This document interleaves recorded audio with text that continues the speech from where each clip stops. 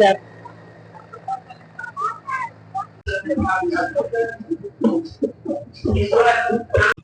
नमस्कार दोस्तों, JR blog में आप सबका स्वागत है। दोस्तों, अखिल भारतीय रोहते समाज वाला सोहरे कराम गाड़े थे पंडोरा में।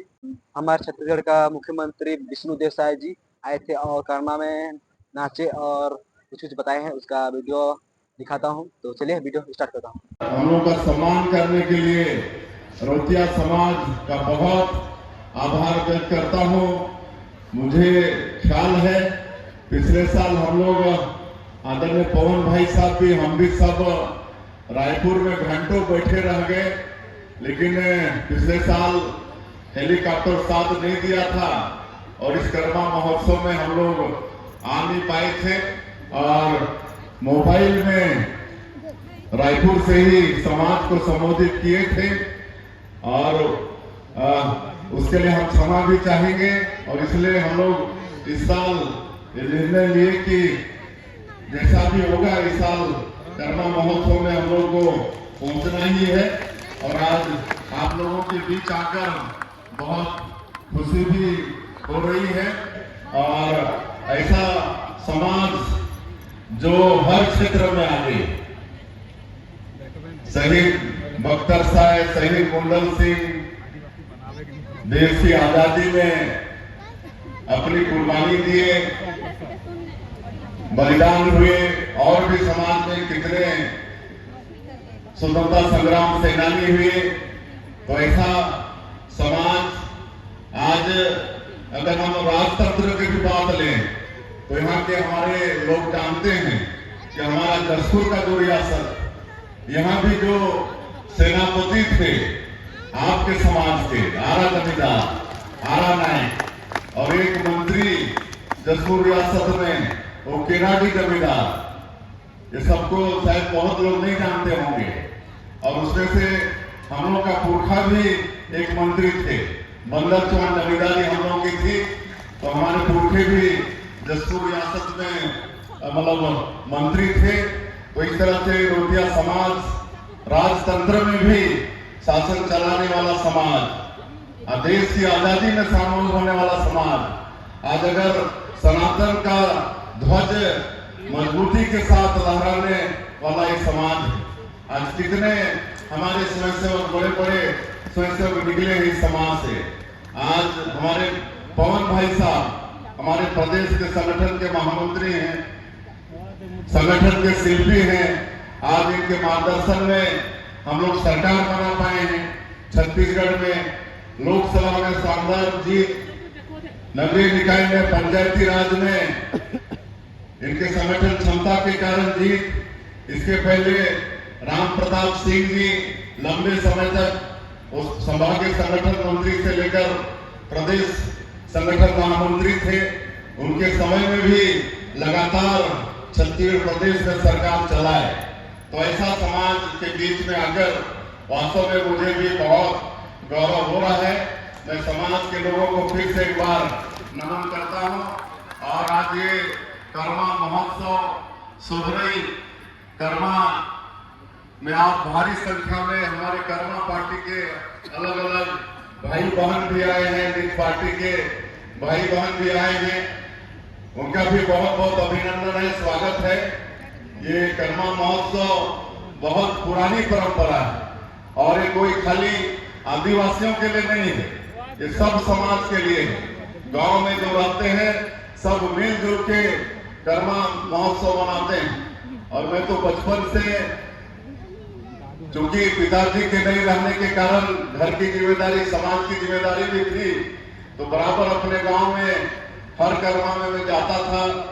एकादशी कर्मा में, दशहरा कर्मा में, बाबा कर्मा, पानी नहीं आता है तो कर्मा राजा का पूजा करके पानी भी इंद्रदेव से प्रार्थना करते हैं। तो हम लोग गांव वाले सब प्रकृति के पूजक हैं, पेड़ पौधा की पूजा करते हैं, सरई पेड़ की भी पूजा करते हैं, कर्मा पेड़ को भी भगवान मानकर उनकी पूजा करते हैं। और हर कर्मा का अलग अलग महत्व है। एकादशी कर्मा में हमारी जो कुंवारी कन्याएं हैं दिन भर उपवास रह के शाम को इज्जत के साथ कर्मा का डगाल लाती है और कथा कहानी सुन के रात भर नाच गा के सेवा करती है। सवेरे विसर्जन होता है और उसमें आशा ये है कुंवारी कन्याओं का कि उनको अच्छा घर मिले, अच्छा वर मिले, इसके लिए एकादशी का कर्मा होता है। दशहरा कर्मा में जो शादी होके जाती हैं वो बेटियां दशहरा के पहले अपना मैके नहीं आती हैं, पहली बार दशहरा में आती है और कर्मा महोत्सव में वो भाग लेती है। जितिया कर्मा है, हमारी माताएं अपने बेटा बेटियों के दीर्घायु के लिए वो स्वस्थ रहें और दीर्घायु हो, इसके लिए बड़ा कठिन व्रत जितिया का, पानी तक नहीं पीती है, मतलब इस तरह से कठिन व्रत जितिया कर्मा। फिर मतलब कभी अगर बीमारी हो गई, धान में बांबा लग गया तो बांबा कर्मा, उसमें हमारे युवा बेटा लोग युवा लोग उपवास करके बांबा कर्मा करते हैं। अभी कभी अकाल हुआ, पानी नहीं बरसा तो मतलब वो भी हमारे लोग उसमें सभी लोग शामिल होते हैं, पुरुष लोग, और उपवास करके शाम को कर्मा डगाल ला के उसकी पूजा उजा करके और इंद्रदेव को खुश करते हैं। तो इस तरह से परंपरा है और ये कर्म का द्योतक है, कर्म का द्योतक है, जो हम लोग परिश्रम करते हैं उसका द्योतक है कर्मा महोत्सव। तो ऐसे कर्मा महोत्सव आप लोग आयोजन करते हैं, पुरानी संस्कृति को आज बचा के रखे हैं, इसके लिए भी समाज को मैं बहुत बहुत धन्यवाद देना चाहूंगा। और आगे भी हम लोग को अपनी जो परंपरा है, पुरानी परंपरा, इसको सहेज के रखना है। हम पढ़ लिखे कितना आगे चले जाएं, लेकिन यही जो हमारी संस्कृति है, जो हमारी परंपरा है, यही हम लोग को समाज को जोड़ के रखने का काम करती है। इसलिए ये सब जो भी नृत्य गायन ये सारा कुछ है, सबको हम लोग को सहेज के रखना है। इसी में समाज की और देश और प्रदेश सबकी भलाई है। तो एक बहुत अच्छा प्रयास समाज की तरफ से हो रहा है।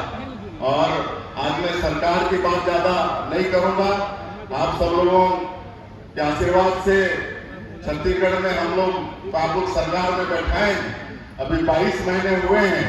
22 महीने में मोदी की गारंटी में जो वादा था हमारे माननीय प्रधानमंत्री श्री नरेंद्र मोदी जी का, हमारी पार्टी का, छत्तीसगढ़ की 3 करोड़ जनता से, उसको बहुत कम समय में 2 साल भी नहीं हुआ, 1.5 साल में ही हम लोग पूरा करने का प्रयास किए।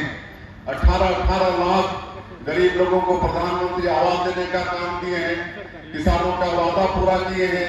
2 साल से 21 क्विंटल धान खरीद रहे हैं, 2100 रुपया धान का कीमत दे रहे हैं। 2 साल का बकाया बोनस था 13 लाख किसानों का, उसको भी दिए हैं। और 70 लाख से ज्यादा हमारी माता बहनों के खाते में ममता निबंधन का पैसा हर महीना 1,000 रुपया भेज रहे हैं। आज तेंदू पत्ता का कीमत बढ़ाए हैं, 5,000 से 5,500 मानक बोरा, जो चरण पादुका योजना बंद हो गया था उसको भी चालू किए हैं। जो भूमि कृषि मजदूर हैं उनके लिए भी पंडित दीनदयाल उपाध्याय भूमि कृषि मजदूर कल्याण योजना, 5,62,000 ऐसे मजदूर हैं प्रदेश में, उनको 10,000 रुपया साल का देने का काम कर रहे हैं। ये सारा वादा बहुत कम समय में आप लोगों की सरकार ने पूरी की है। आज रामलला दर्शन योजना शुरू किए हैं, अभी तक 30,000 से ज्यादा राम भक्त इस योजना का लाभ लेके सरकारी खर्चे से बहुत अच्छे से भगवान श्री राम, हम लोग भगवान श्री राम को, प्रभु श्री राम को भाषा मानते हैं, कहे कि छत्तीसगढ़ माता कौशल्या का मैके है और इस नाते प्रभु श्री राम हम लोग के भाषा हुए।